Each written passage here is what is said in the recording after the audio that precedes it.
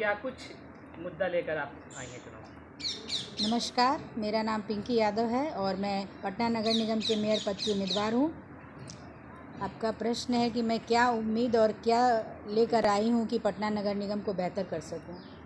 पिछले 15 वर्षों में पटना नगर निगम को बढ़ते हुए मैंने देखा है और उसकी समस्याओं को जाना है और उन समस्याओं के निदान के लिए ही मैं आई हूँ कि किस तरह मैंने अपने क्षेत्र में विकास किया है और मैंने किस हद तक, जो पटना का एक सबसे बड़ा मुद्दा है जल जमाव का, उसको किस हद तक मैंने अपने वार्ड में कम किया है। और इसी मुद्दे के साथ मैं आई हूँ कि और पटना नगर निगम के बहुत से ऐसे क्षेत्र हैं जहाँ जल जमाव हमने 2019 में देखा था और आज भी मैं हाउस में जब पार्षदों को उसके लिए बोलते हुए देखती हूँ कि अरे मेरे यहाँ जल जमाव है, योजना चाहिए, तो पटना शहर के लिए एक ऐसा बृहद योजना चाहिए जो सारे वार्डों को जोड़ता हो और पानी की निकासी करता हो। क्योंकि एक जब तक सिस्टमेटिक ढंग से कोई भी कार्य नहीं होगा क्षेत्र में, ये नहीं कि कोई वार्ड में कहीं नाला बन गया, कहीं जुड़ा नहीं, कहीं लिंक नहीं, सिस्टमेटिक वे से होना चाहिए, तभी हम पटना को जल जमाव से मुक्त कर पाएंगे। मेरा एक विज़न है कि किस तरह में उसको काम करना है। एक डीपीआर बने उसका बृहद रूप से, जहाँ पुराने इलाकों के साथ साथ नए इलाकों को जोड़ते हुए ड्रेनेज और सीवरेज जो है वो मतलब सुदृढ़ रूप से बने पटना शहर के लिए। वो एक मेरा रहेगा जल जमाव से मुक्ति। इसके लिए क्या कुछ योजना है आपके मन में? एकदम है योजना। सरकार से मिलकर सरकार को अपने पक्ष रखेंगे कि हाँ, आपको इस पर काम करना है, क्योंकि आज तक सरकार के पास हमारी योजनाएं नहीं गई हैं। क्या लगता है कैसे इसको करेगी आप? जब ये पद मुझे प्राप्त हो जाएगा जनता के सहयोग और समर्थन से, तो वो पावर मेरे पास आ जाएगा कि मैं सक्षम हो जाऊंगी अपनी बातों को सरकार तक रखने के लिए। क्योंकि पिछले 5 वर्षों या उससे पहले के बारे में जो भी मेयर रहे हैं वो पुरजोर रूप से अपनी बातों को नहीं रख पाते थे। 2019 में भी बहुत सी बैठकें हुई हम पार्षदों के साथ जल जमाव के बाद, मगर वो कोई भी स्थिति बन नहीं पाया ऐसा अच्छा कि कहीं भी कोई बढ़िया योजना जाए। तो मेरा यही रहेगा कि मैं सक्षम रूप से और सुदृढ़ रूप से, सशक्त रूप से अपनी बातों को सरकार तक पहुंचाऊंगी और उनको अपनी योजनाओं के बारे में बताऊंगी कि किस तरह हमने अपने जल क्षेत्र का जल जमाव मुक्त किया है और पूरे शहर के जल जमाव मुक्त करने के लिए हम लोग कौन सी योजना बनाएंगे और क्या करना है। वो तो कहते क्या लगता है, इससे पहले पार्षद चुनते थे मेयर को और अब तो जनता सीधे चुनेगी, तो जो पार्षद चुनते थे क्या लगता था कि वो जो मेयर बनी है उनके पास पूरी तरह से पावर नहीं है, किसी के दबाव में रहते थे? देखिए, पार्षद जब जो चुनता था पहले हम ही लोग चुना करते थे और उसमें क्या है कि हम लोग पहली बार एक दूसरे को जानते कि ये कोई इन्फ्लुएंस में आया कि अपने लोग थे, चाहे किसी भी तरह से आया, वो सब आप लोग जानते हैं। और जब बन जाते हैं उसके बाद जब उनका नज़रिया, हम लोग को लगा था कि जो पिछला 5 वर्ष मेरा है अनुभव, बहुत ही ख़राब अनुभव रहा है मेरा। मुझे लगा एक महिला महापौर हैं तो महिला पार्षदों की बातों को वो सुनेंगी और उनकी समस्याओं को जल्द से जल्द निपटाने की कोशिश करेंगी, मगर वहाँ पर हम लोग फेल हो गए थे क्योंकि हम लोग का इंटरेक्शन एकदम कम हो गया था और उनके चुनिंदा पार्षदों में ही वो काम ज़्यादा होता था और हम महिला पार्षद बोलते बोलते थक जाते थे। वार्ड हाउस में तो कितनी महिला पार्षद जो पहली बार जीत कर आई थी, उनकी समस्या को मैंने खुद रखा है, उनकी समस्याओं के लिए मैंने खुद बोला है कि आप इनकी बातें कितने बार हाउस में बोल चुकी हैं। एक हैं पार्षद, मैं नाम नहीं लूँगी, पटना नगर निगम की, उनके यहाँ बोरिंग की समस्या थी। वो बेचारी, मैंने जब से सुना सब शुरू से एक ही बोरिंग की बातें क्या करती थी, लास्ट में मुझे अंत में बोलना पड़ा कि बेचारी 4 साल से एक बोरिंग की बात कर रही है और आपसे वो भी नहीं हो रहा है। तो अगर हम महिलाओं की बातों को नहीं समझ पाई तो क्या हम उम्मीद रखेंगे किसकी बातों सुन रही हैं। अच्छा, इस बार कई ऐसे प्रत्याशी हैं, पुरुष प्रत्याशी थे भावी, जो तैयारी कर रहे थे, शहर में बैनर पोस्टर फटा पड़ा था, अब उन्होंने अपनी पत्नियों को उतारा है। क्या लगता है ऐसे कैंडिडेट विकास कर पाएंगे?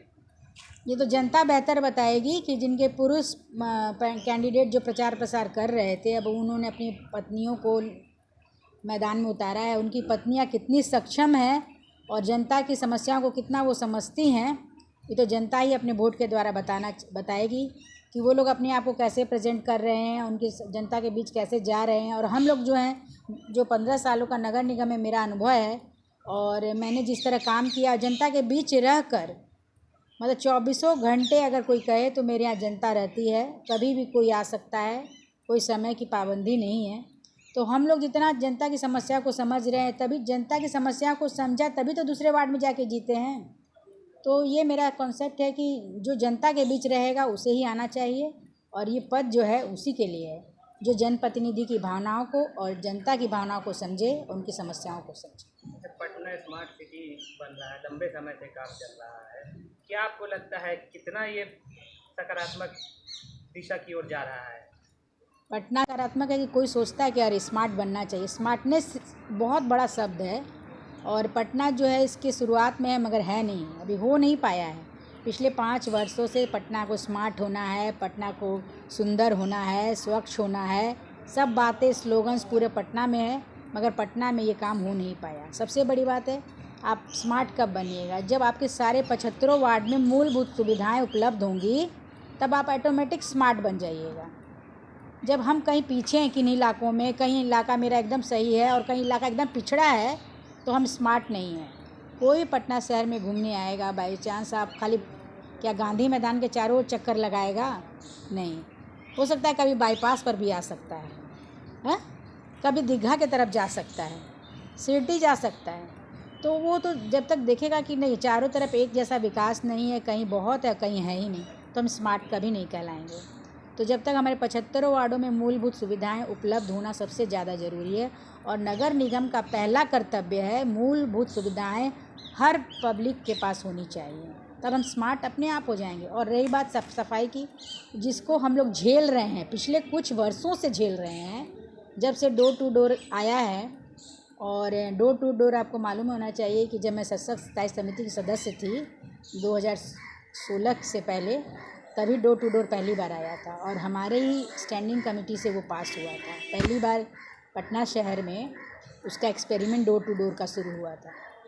A to Z एक कंपनी थी, वो कर रही थी। तो उस वक्त ये काम शुरू हुआ और आज बहुत बृहद पैमाने पर ये काम हो रहा है, मगर अभी भी ये सफल नहीं है क्योंकि हमारे पास संसाधन कम है, आदमी की कमी है।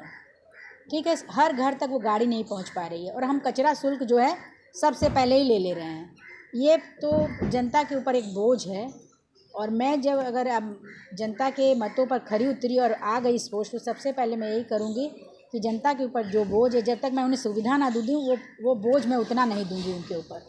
ये बोझ मैं कम करूँगी कि हाँ, जब तक हर घर तक गाड़ी कचरे की नहीं पहुँच जाती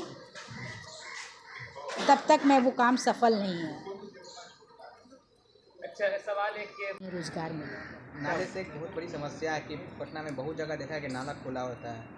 कुछ पार्षदों का कंप्लेन है कि उस पर फंडिंग नहीं हो पाती है, मतलब एक नाले का ढक्कन लगाने के लिए फंडिंग नहीं हो पाती ये है। बहुत बड़ी बात है कि चैम्बर्स और कैचपिट का ढक्कन हम लोग नहीं लगवा पाते हैं और ये एक ऐसी प्रक्रिया है कि आज टूटा तो हो सके 2 महीना बाद बनेगा, है ना।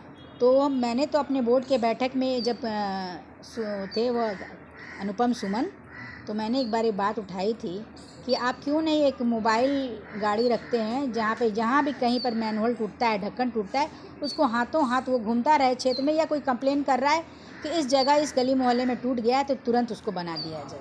उन्होंने उस वक्त तो हामी भरी थी और कहा कि हाँ हाँ ज़रूर मैम, आपका अच्छा विचार है और हम लोग इसको करेंगे भी, मगर अभी तक ऐसा हो नहीं पाया है। मगर मेरे आने के बाद मैं एकदम सिस्टम रखूँगी कि जहाँ कहीं भी मैनहोल कैचपिट का ढक्कन टूटा हुआ है और एक टीम हरदम उस पर रहेगी। एक अंचल में 6 अंचल हैं कंकड़ पूरे पटना में, तो 6 अंचलों में 6 टीम रहेगी इसकी, कि जो कहीं पर भी इस तरह का रहे तुरंत उस पर काम करे। अगर मौका देती है जनता को, क्या प्राथमिकताएं आपकी होंगी? मैं तो सबसे पहले जनता से यही अपील करूंगी कि आपके अपने जो हैं उन्हें इस सीट पर लाइए, आपके बीच के लोगों को लाइए जो आपकी सेवा में अनवरत रहते हैं और अपना सब कुछ आपको दे रहे हैं सेवा में। हम लोग तो जनता की सेवक ही हैं, 15 वर्षों का मेरा यही अनुभव, और मुझे जनता ने जिता के लाया है, तो मुझे इस पर एकदम पूरा विश्वास है कि जनता जो है काम देखती है, नाम नहीं देखती। जो काम करेगा वही जनता के बीच आएगा। अब उनको कोई भी बरगला नहीं सकता है, कोई पूंजीपति, बिजनेसमैन या फिर आपराधिक प्रवृत्ति का कोई भी आदमी धन बल से उन्हें रिझा नहीं सकता है। जो काम करेगा वही उसको रिझा पाएगा। तो मैंने अपना काम किया है अपने क्षेत्र में, उसी काम के बलबूते पे मैं आगे बढ़ी हूँ। जनता का पूरा सपोर्ट मुझे है, अपने दोनों वार्डों का जिनका प्रतिनिधित्व मैंने किया है। उनका कहना है कि जिस तरह आपने मेरे क्षेत्र का विकास किया है, उसी तरह अगर आप पटना का महापौर का पद का चुनाव लड़ी, क्योंकि जनता के हाथ में जब आ गया है तो जनता ही मालिक है, और जनता जब वोट देगी उसे विश्वास होगा कि ये काम करने वाली है, तो ज़रूर मुझे इस पद पर लाने की कोशिश करेगी। और मेरा विज़न एकदम क्लियर है मैंने इन सबों को झेला, इन समस्याओं को मैं झेलती आई हूँ, तो मुझे सब समस्याओं का पता है कि पटना जो मैं झेल रही हूँ वो सब लोग झेल रहे हैं। तो इनके समाधान के लिए मैं पुरजोर कोशिश करूँगी और मैं जनता के विश्वास पे खरी उतरने की पूरी कोशिश करूँगी। मैंने जो बातें मैं कहती हूँ वो मैं करती हूँ।